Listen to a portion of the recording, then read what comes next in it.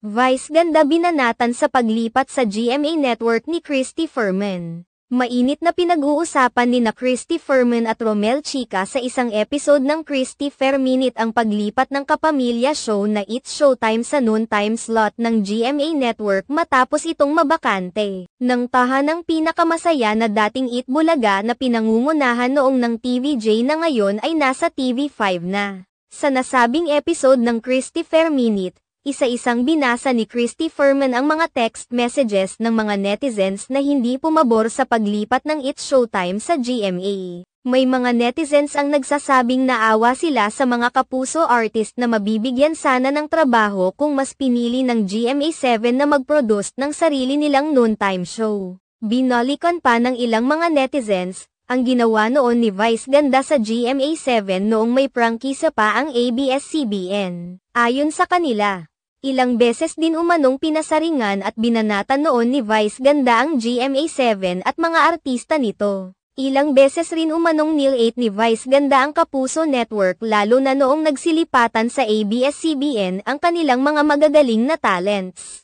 Ayon sa ilang mga netizens, na hindi na umano kabayo, ngayon si Vice ganda kundi isa na itong pusa dahil kinain umano nito mismo ang kanyang mga sinasabi noon. Muli ring pinuna ni Christy Fermin ang ugali ni Vice ganda na tuluyan na umanong nilamon ng kanyang kasikatan. Dagdag pa ni Romel Chica na dating nakakasama noon ni Vice ganda sa mga comedy bar. Sa pangarap ni Vice ganda na maging magaling ay nakalimutan na umano nito ang pagiging mabuti dahil ginusto na umano ngayon ni Vice ganda na maging bida sa lahat.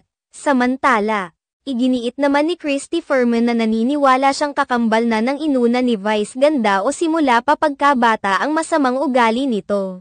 Hindi rin umano maaring sabihin na kaya bastos si Vice ganda ngayon dahil sikat na siya dahil marami naman umanong sikat na hindi naman bastos. Hindi rin umano masasabing kaya mayabang ngayon si Vice ganda dahil marami na siyang pera dahil marami naman umanong mapepera ngayon na hindi naman nagmamayabang kagaya ni Vice ganda.